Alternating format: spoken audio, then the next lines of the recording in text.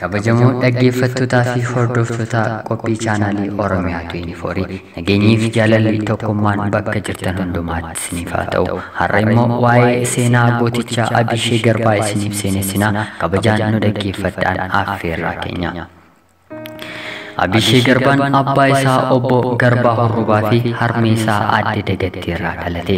Aadde Dagatteen daldaltuu beekamtuu kan turte yeroo ta'u, obbo Garbaan sirna gadaa Odaa Bulluqiin filatame akka abbaa duulaatti bara 1850 hanga 1854tti tajaajilaa ture.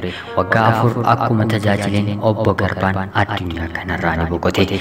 Abisheen boqochuu abbaa isaatti fayyadamuun abbaa duulummaa abbaa isaa kan waggaa 4 hafee kana qabachuuf gaaffii dhiyeesse. Kun immoo sirna gadaa keessatti fudhatama kan hin qabne waan tureef mormiin guddaa isa mudate. Garuu yaada isaa deeggartoota muraasa keessattuu dargaggoota ni qaba ture. Boodarra bara 1855tti Abisheen abbaa duulummaa abbaa isaa kana humnumaan dhaalee abbaa duulaa ta'e.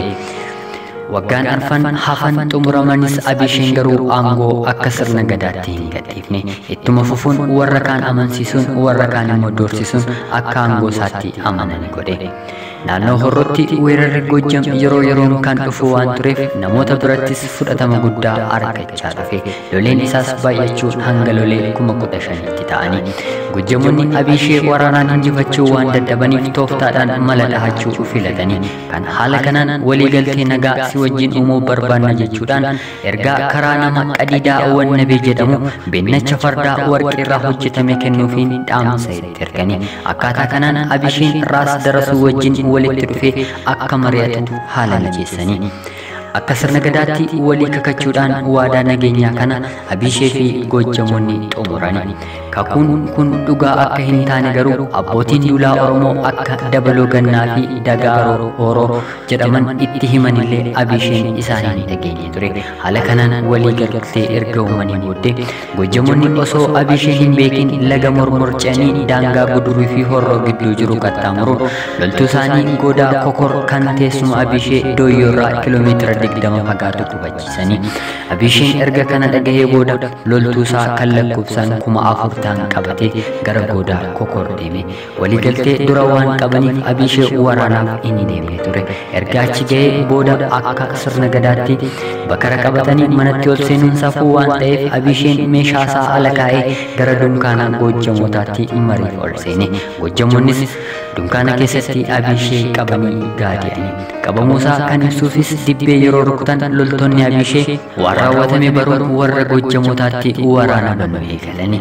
Garuu jarri duraan qophaa'anii waan turaniif loltoota Abishee ni injifatanii. Abisheen erga gaadamee booda deemuu waan dideef akka qotiyyoo harqootatti itti godhanii harkisanii gara Gojjam geessanii. Abisheenis gowwoomfamuusaa erga baree booda aariidhaan quba harka isaa tokko alalfatee fixe jedhama. Erga Gojjam geessanii booda niitiin mootichaa goota loltuu isaanii yeroo baay'ee injifate kana arguuf fidaa jettee fichisiifte. Abisheen beelaa dararaan kan ka'e fokkisaa ta'e itti waan argameef niitiin mootichaas godeessummaa isaa kanaan arrabsuu hin dhiisne. Sana boodas Abisheen iddoo Jabalaa fi Maxaraa jedhamutti hidhame. Gojjamoonni Abishee mormaa gaditti jiraa awwaalanii mataa isaa irratti soogidda firfirsuun akkaataa sukkaneessaa kanaan Abishee qorqanii ajjeesanii. Reeffisaas bataskaana Dabra Maarqos keessatti jirutti awwaalanii. Kana dhoksuuf jecha garuu Gifraan akka du'etti odeessisaa turani. Abisheen erga du'ee booda Gojjamoonni aangoo obboleessa isaa Fandalaalaa Garbaatti kennanii. Fandalaalaan gumaa Abishee deebisuu waan dideef uummanni akkas jedhee ittiin geerare. Fandee Faandiyyaa Garbaa gumaa mootichaa baatti siree mootichaa yaabdee jechuun geeraraan jedhama. Jaalatamtoota ilmaan abbaa gadaa, kun gabaabumatti seenaa gooticha Abishee Garbaati. Qophii biroon hanga walitti deebinutti yeroo gaarii isiniif hawwaa. Namoonni chaanaalii keenyaaf maatii ta'uu barbaadan sabiskiraayib gootanii mallattoo bilbilaa akka nuuf cuqaaftan, akkanumallee yaadaaf gaaffii keessan komentii jalatti akka nuuf qooddan gamanumaan isin gaafachaa horaa.